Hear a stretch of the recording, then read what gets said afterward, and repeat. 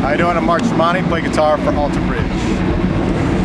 Now, Alter Bridge, the name comes from a road in Detroit, is that right? Yeah, there's Alter Road. And, now, where is that at exactly? Because I'm from Michigan, actually. I grew up in Grosse Pointe Park. And, okay, I'm in Monroe, so I'm a little south of you. I'm like right at the border. Where I was about a block off of Jefferson, and if you head down four blocks towards the city, you ran into Alter Road. And when we were kids, my parents, when we were riding our bikes, said you can never go past Alter Road. So it was kind of the unknown to us, because it turned into over Alter Bridge was Angel Park, where there's a lot of drug dealings, and it was not the place for kids to go. So no, not so much. It was the unknown. So when we started this band, and we kind of, me and my brother sat down and came up with landmarks in Detroit, and that sounded good, and it had a good meaning to it. We're going into a new project, an unknown thing, just like that was to us. Beyond Alter Bridge was the unknown. That's pretty awesome. Now, if we could back way up, how did you very first get started in music? Like, did you come from a musical family? Was it around you when you were little? Like, how old were you when you first started dabbling with it?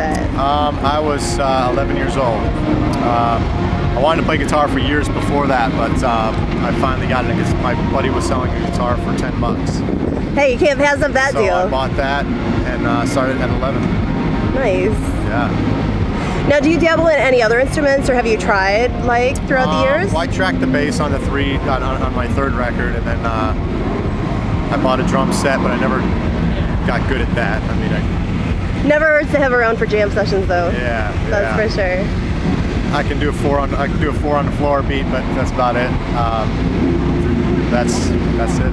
Now, what kind of gear do you use, and has that changed at all throughout the history of you being in music? Because you have a pretty good history at this point. I'm a gear fanatic, so I use all kinds of stuff. Like today, I'm using a dual rectifier, which has the smaller transformer, and it has a little different sound than a regular rectifier, but it's paired up today with the Wagner Ubershaw, and I brought out another amp to try out on this tour, so we'll never know what it ends up with, or how I end up on the tour, but I'm always experimenting. Now, do you collect music stuff, if you will, and or do you collect anything else for that matter? I collect guitar amplifiers, guitars. I collect pinball machines. Nice.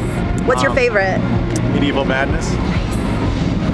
But that's about it. That's all the room I have in my house. Pinballs do take up a little bit of space. Yeah. So on your journey, you have played with a number of different people.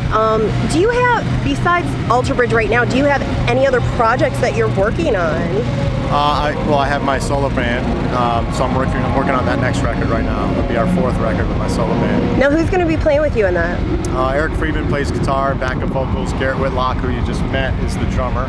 Nice. And we're kind of Wolfgang Van Halen played on the last two records, but he's doing his solo thing right now, so we're kind of a three-piece at the moment. Nice. So Tanner Keegan is our touring bass player. Now, when you first started out in music, did you ever predict that it would be as much a part of your life as it's become? It was all I ever wanted to do, so that's what I hoped. But I used to think if you could put out 4 records in your music career, you've had a long career, and now I'm working on my 13th record. Nice. Yeah. The book I gave you, that's one of more than 100, so Nice. I understand. Oh, yeah. Oh, yes. It's an unending thing. It's the obsession. Absolutely. I hope to write one day myself. I'm telling you, you have to do it. There's so many sites out there like lulu.com, createspace.com. The hardest part is just making yourself sit down and do it. Yeah. Anyone who's been through middle school and knows the basics of noun, verb, period, comma, you can write. Well, I wrote about 110 pages of a story. That's a good chunk. Then a few years later, I read back over it and I thought it was garbage. So now I you know what? I like the plot. I just didn't execute it right. This is what I tell my students. We are our own worst critics. I'll have them do presentations and grade themselves, and there's always a handful that are the worst grade comes from themselves. Well, you'll always look back on yourself as being young and dumb. So yeah. I was young and dumb when I started it, and I think I've learned things since. I think I do a better job now. But 4 years, by the time I finish it, I'll read back and think I was young and dumb once again. Well, honestly, there's books that like I started and a decade later I pick up and I'm like, okay, I'm gonna tweak this, I'm gonna do this and that. And it's funny because I don't know if you know Pepper Keenan from Corrosion of Conformity and Down.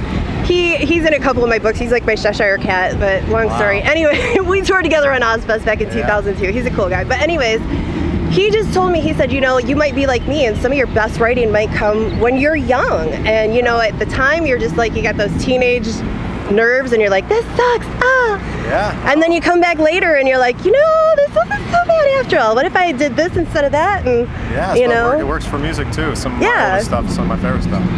Yeah, and it's an art form, so I definitely encourage you to try it. So hopefully we'll be seeing a book from you one of these days. I hope so. Now, is there anything we did not talk about that you want to make sure we talk about? Any websites you want to plug? Any essential information that we didn't get to? You can go to fret12.com and check out my solo information. That's kind of the record label and hub for everything Tremonti. And then Alter Bridge, you just Google wherever the hell the tour's going. It's all over the place. So we're touring throughout the world for the rest of the year. So.